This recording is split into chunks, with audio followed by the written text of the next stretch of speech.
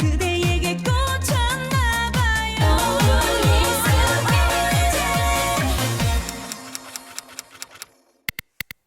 안녕하십니까. 최영훈의 만사행통 최영훈입니다. 또 월요일이 됐네요.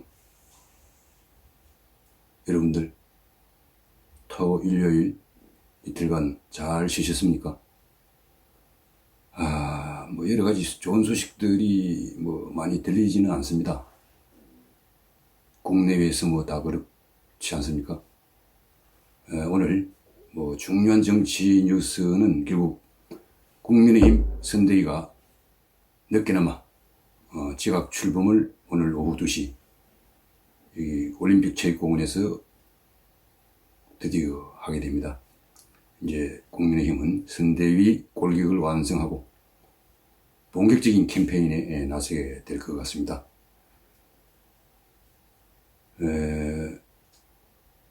국민의힘 선대위가 지각 출범하게 된 것은 뭐 여러 가지 요인들이 있습니다만 윤석열 후보가 그 때문에 지지율이 하락세를 보였고 국민의힘 지지율마저 동반 하락했습니다.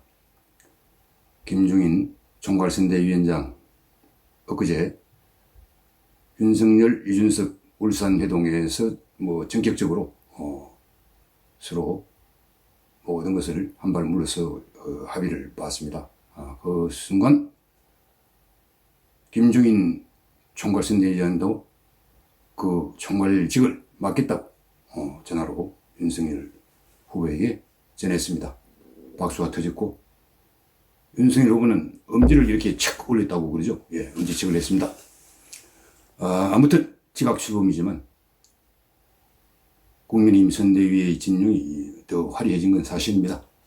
뭐 함익병이라고 유명한 의사인지 연예인인지 뭐 두 가지 성격을 다 갖고 있는 분이 공동선대위원장에 내정이 됐다가 여성 관련 발언은 과거에 뭐 그 여성은 군대를 가지 않기 때문에 4분의 3만 권리를 행사해야 된다는 그런 발언을 하면 안 되죠. 예. 그래서 아마 임명이 보류가 된 걸로 본인도 아마 뭐 사퇴하지 않겠습니까? 그걸 뭐 어떻게 해명하기가 쉽지 않을 것 같습니다. 뭐 그런 오개티 같은 건 있었지만 어쨌든 국민의힘은 지금 그동안 부진했던 지지율 하락세에서 벗어날 좋은 계기를 맞고 있는 것 같습니다. 오늘 선대위가 출범하면 아마 그 컨벤션 효과 그리고 윤석열, 이준석이 부산에서 보여준 붉은 후드티 뭐 사진 찍고 싶으면 언제든지 뭐 이런 글자까지 새긴 그런 과거 우리 월드컵 2002년 월드컵 때 붉은 악마 그 빨간 티를 아마 카피한 거죠. 그러나 눈에 띄었습니다. 그 붉은 색깔 자체가 주는 강렬한 힘이랄까 정열 이런 것들이 느껴졌습니다. 역시 이준석은 36세 36살의 그 30대의 감각이 참 탁월하다 그런 느낌을 주었습니다. 그 윤석열 후보와 이준석 상임선대위원장 겸 1위 홍보본부장 뭐 아주 중요한 직책들을 많이 맡고 있는데 부산을 그 활보하면서 그 젊은 세대들에게 다가서는 모습은 상당히 임팩트가 있었던 것 같습니다. 앞으로도 그 윤석열 후보가 미처 다가서지 못하는 앞으로 노력을 더 많이 해야 되겠죠. 20, 30대 이준석 후보가 상당히 잘 견인해낼 걸로 믿어 의심치 않습니다. 그리고 무엇보다 중요한 것은 윤석열 후보가 다짐했듯이 김종인 총괄선대위원장과 또 이준석, 김병준 상임선대위원장 뭐 아주 핵심이죠. 선대위와 일치 단결된 그런 말대로 그렇게 해나가기를 정말 바랍니다. 어저께 당사를 찾은 당사인가요? 선대위 뭐 사무실인가요? 김종인 총괄과 윤석열 후보가 30분간 정책 뭐 이런 것들 큰 골격 아웃라인 같은 것들을 조율을 했다고 합니다. 김종인 총괄을 보좌 할 총괄 상황본부장의 그 임태희 MB 때 비서실장을 지내고 고용노동부 장관도 한 사람이 기용이 됐습니다. 뭐 이분은 MB 사람이기도 하지만 뭐 여러 그 정권과도 친하게 지내는 아주 친하게 이건 좋은 사람입니다. 그러나 뭐 MB 면회를 한 번도 안 갔다는 그런 구설에 오르기도 했죠. 이분이 이제 뭐 권익현 씨라고 좀 고인이 된 분입니다만 민정당 창당 주역들 중의 한 분의 사위입니다. 어쨌든 임태희 본부장도 단디 잘 하십시오. 그 MB 면회는 왜 안 가고 한번 아무리 바쁘더라도 한번 가야지 라는 생각이 듭니다.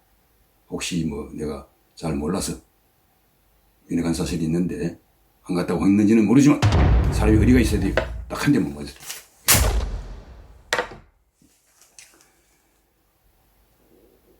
지금 코로나가 오미크론이라고 하는 신종 때문에 엄청난 그 공포감을 또 확산시키고 있습니다.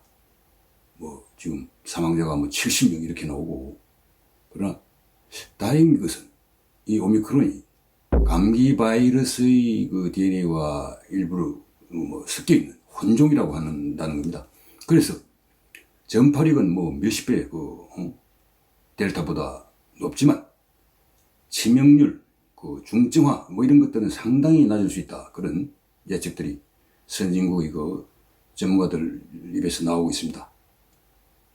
오히려 이게 그렇다면 뭐 감기 비슷한 정도의 그런 수준이라면 오히려 국민들의 공포감, 코로나로 인한 공포감이 오히려 줄어들 수 있고 위드 코리아도 지속할 수 있지 않을까. 우리 지금 소상공인 자영업자들 얼마나 걱정이 많으십니까?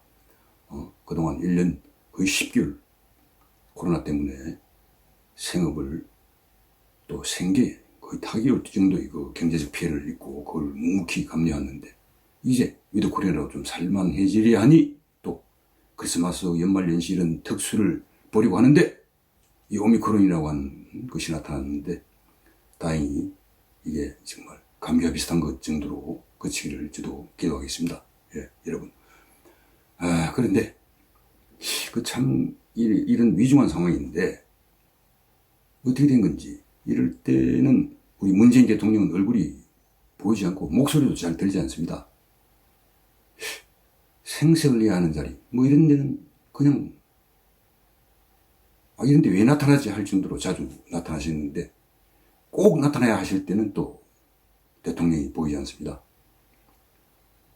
지금 국민의힘 상임 선대위원장에 가 있는 김병준 국민대 명예교수가 전 비대위원장 됐죠. 나라가 있어야 할 곳에는 없고 없어야 할 곳에는 있다는 그런 책을 한 2달 전에 낸 바 있습니다.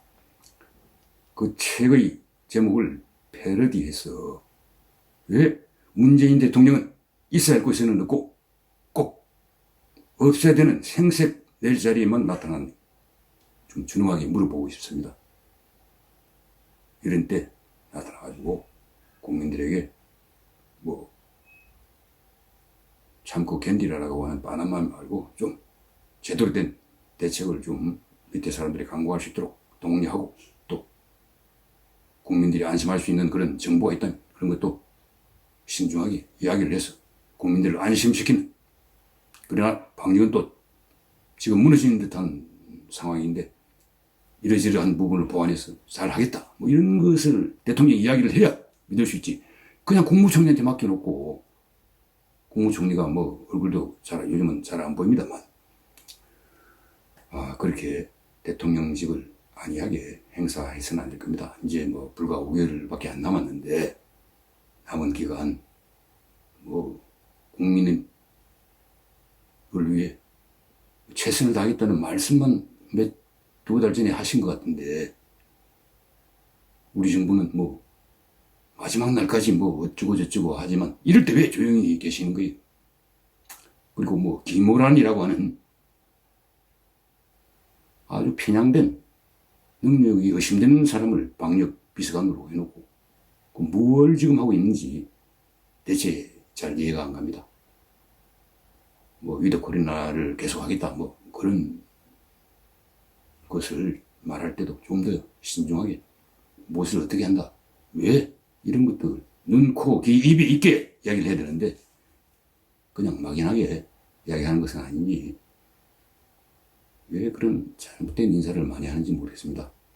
인사가 만사라고 김영삼 대통령이 말한 바 있지만 문재인 정부의 인사는 많은 경우 인사가 망사, 망할 망자, 망사로 그치는 경우들이 너무 많습니다. 그리고 탕평하기는커녕 심사에서는 탕평하고 지역이나 이념 이런 걸 떠나 정말 능력 있는 사람을 골라 쓰겠다고 했는데 과연 그랬습니까?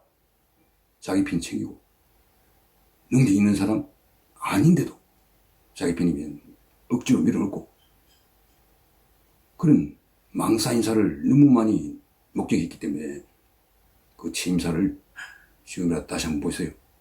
문 대통령 취임사는 참 그럴듯하게 써놨습니다만 얼마나 실천을 했는지 정말 가슴에 손을 얹고 한번 반성을 하십시오. 여러 가지 현안들이 있습니다. 오늘 가장 충격적인 것은 그린피스 환경운동을 창시한 창립자가 한국의 탈원전은 폰지 사격이라고 쓴소리를 했습니다.